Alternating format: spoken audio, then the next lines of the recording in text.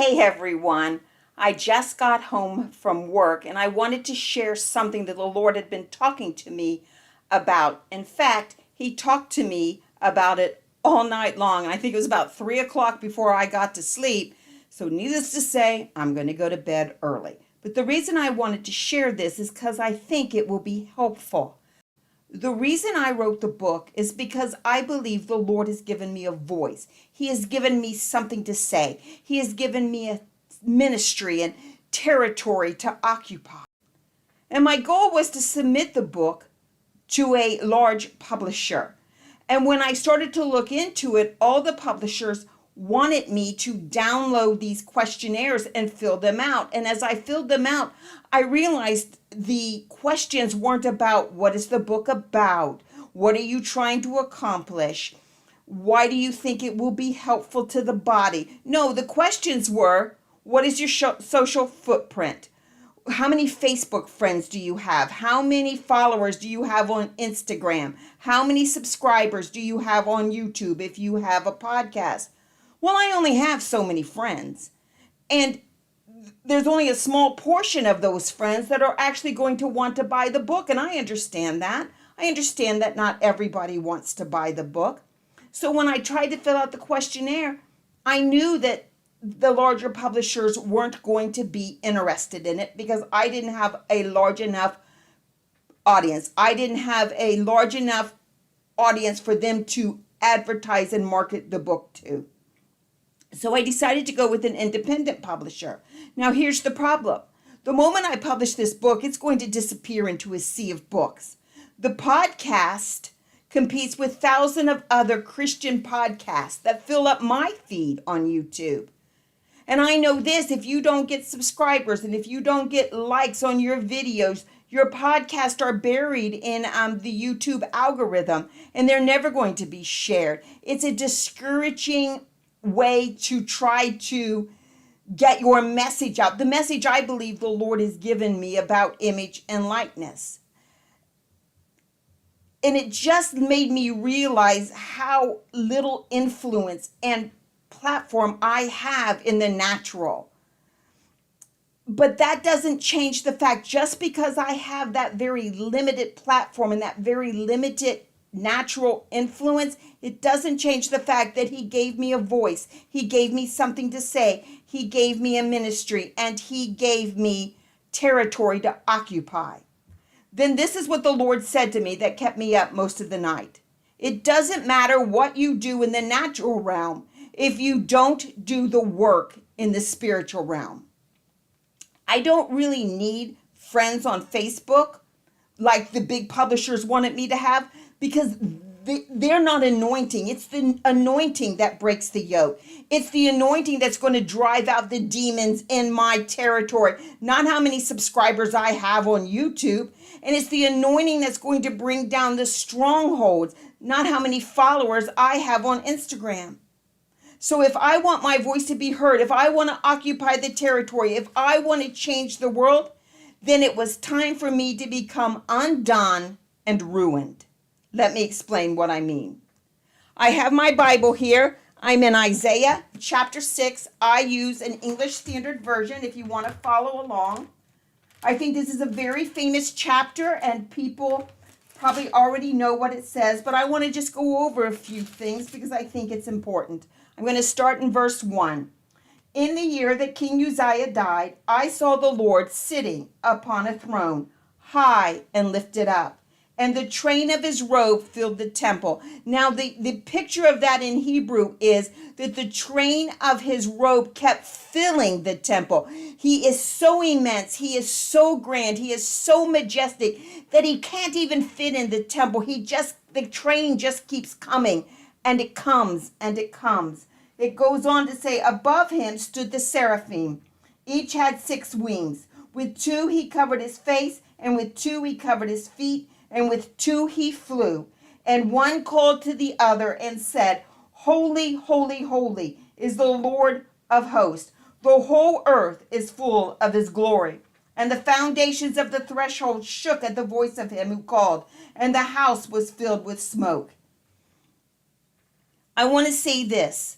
that when Isaiah said he saw the Lord, he saw more than just the Lord seated high upon the throne and the seraphim calling out, holy, holy, holy. He was immersed in a holiness that is so pure, so pristine, that you don't even want to touch it, because you don't even want to leave the stain of corruption on it. He was immersed in a love that is so great and so grand and so powerful that it's able to cleanse, it's able to forgive, it's able to restore. He saw majesty and glory and grace, and this is what he saw in the presence of the Lord. He says this: woe is me, for I am lost. That's what it says in the English Standard Version, but I like the King James rendering here. I am undone. There is nothing I can do. In his presence, I see I see the limits of my natural ability. I am a man of unclean lips. I live or dwell among people with unclean lips. We're limited. The Lord is unlimited, and we're limited. But you know what he didn't do? He didn't run from the undoing. He stayed there and let the Lord show him in the natural that he was limited and hindered.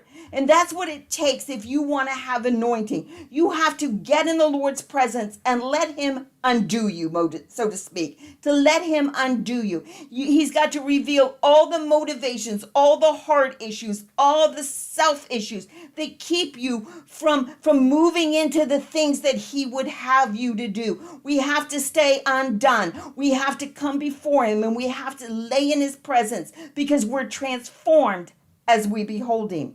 Then look what happens next. I'm going to be in verse, I'm going to be in verse 8.